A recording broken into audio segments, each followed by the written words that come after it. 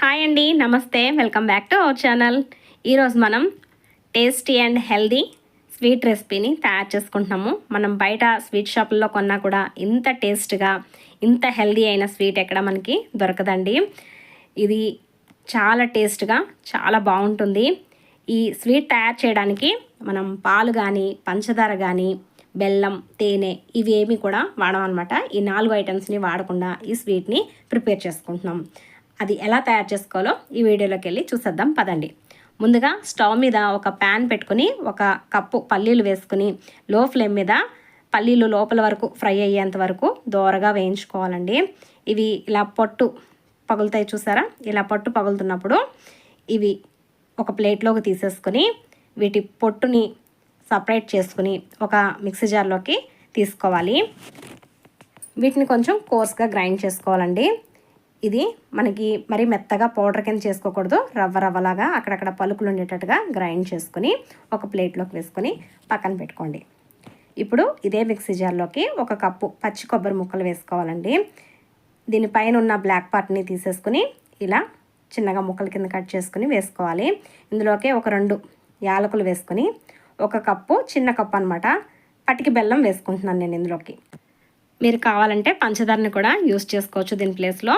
నేనైతే ఇలా పటికి బెల్లం వేసుకొని దీని మీద మూత పెట్టి ఇలా గ్రైండ్ చేసుకుని తీసుకున్నానండి. చూడండి, మనకి ఇలా దీంట్లో వాటర్ అనేది వేయకూడదు. ఇలా గ్రైండ్ చేసుకుని ఇప్పుడు స్టవ్ మీద మరొకసారి ప్యాన్ పెట్టుకుని ఈ గ్రైండ్ చేసుకున్న కొబ్బరి మిశ్రమాన్ని ఇందులోకి వేసేసుకోవాలి. ఇప్పుడు ఇందులోకి ఒక 2 టేబుల్ స్పూన్ల వరకు మిల్క్ పౌడర్ వేసుకోవాలండి. ఇలా మిల్క్ పౌడర్ వేసుకోవడం వల్ల ఈ స్వీట్కి మంచి టేస్ట్ వస్తుందండి. టేస్ట్ అయితే చాలా బాగుంటుంది. దీన్ని లో టు మీడియం ఫ్లేమ్ మీద మధ్యలో ఒక్కొక్క స్పూన్ నెయ్యి వేసుకుంటూ ఉడికించుకోవాలి. హై ఫ్లేమ్ మీద ఉడికించుకుంటే మాత్రం ఇది అడుగు పట్టేసి కలర్ చేంజ్ అయిపోతుందండి. అలా కాకుండా లో టు మీడియం ఫ్లేమ్ మీద మధ్యలో ఒక్కొక్క స్పూన్ నెయ్యి వేసుకుంటూ ఇది దగ్గరకు అయ్యేంత వరకు ఉడికించుకోవాలి. ఈ కొబ్బరిలో ఉన్న పచ్చిదనం చెమ్మ తగ్గేంత వరకు ఉడికించుకోవాలి. మరీ ఎక్కువగా ఉడికించేసినా కానీ ఇది పొడి పొడిగా అయిపోతుందండి. అలా కాకుండా ఇలా ప్యాన్ నుండి సపరేట్ అయ్యి ఇలా ముద్ద కట్టేంత వరకు ఉడికించుకుంటే సరిపోతుందన్నమాట. ఇలా దగ్గరగా ముద్ద కింద అయిన తర్వాత దీన్ని ఒక ప్లేట్లోకి తీసుకుని పక్కన ఉంచుకోండి. దీనిలోకి నేను మొత్తం ఒక 3 స్పూన్ల నెయ్యి అయితే వేసానండి. ఇప్పుడు స్టవ్ మీద మరొకసారి ప్యాన్ పెట్టుకోండి. నేనైతే అదే ప్యాన్ని కడిగేసి తీసుకున్నాను. దీనిలోకి 1 కప్పు గింజ తీసిన ఖర్జూర పండుని చిన్నగా ముక్కల కింద కట్ చేసుకుని వేసుకోవాలి. ఇది మనం లో ఫ్లేమ్ మీద ఒక 4-5 నిమిషాలు ఇలా వేడి చేసుకుంటే మెత్తగా సాఫ్ట్గా అవుతుందండి. ఇది ఇలా మెత్తగా సాఫ్ట్గా అయిన తర్వాత ఇందులోకి 1 స్పూన్ నెయ్యి వేసి కలుపుకోవాలండి. ఇప్పుడు ఇందులోకి మనం ముందుగా వేయించి పొడి చేసుకున్న పల్లీల పొడి ఉంది కదా, ఆ పల్లీల పొడి వేసేసుకొని 1 స్పూన్ నెయ్యి కూడా వేసుకొని ఇదంతా కలిసేటట్టుగా కలుపుకోవాలి. ఇదంతా లో ఫ్లేమ్ మీదనే కలుపుకోవాలండి. ఇది ఇలా కలిసిన తర్వాత ఒక ప్లేట్లోకి వేసుకుని మనం చెయ్యి పెట్టగలిగే వేడున్నప్పుడు చేత్తోటి గట్టిగా ప్రెస్ చేసుకుంటూ ఇలా కలుపుకుంటే ఇలా ముద్ద కింద ఫామ్ అవుతుందండి. ఇప్పుడు దీన్ని మనం ఒక రోల్ లాగా చేసుకోవాలి. ఇది ఇలా కొంచెం వేడున్నప్పుడే చేయాలి.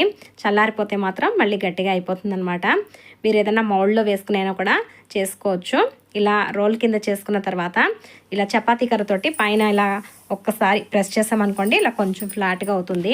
ఇప్పుడు దీనిపైన మనం ముందుగా ప్రిపేర్ చేసుకున్న కొబ్బరి స్వీట్ ఉంది కదా, ఆ స్వీట్ని మరొక లేయర్ లాగా ఇలా సెట్ చేసుకోవాలి. ఇలా అంతా సెట్ చేసుకున్న తర్వాత చివరిలో ఉన్న ఎడ్జెస్ని కట్ చేసుకోవాలండి. అటు చివర ఇటు చివర కట్ చేసేసుకుని మనకి కావాల్సిన సైజులో ముక్కల కింద కట్ చేసుకోవాలండి. మీరు ఇలా రోల్ లాగా చేసుకోకపోయినా ఏదన్నా ఒక మౌల్డ్లోకి 2 లేయర్స్ని బర్ఫీలాగా సెట్ చేసుకొని కూడా ముక్కల కింద కట్ చేసుకొని తీసుకోవచ్చు.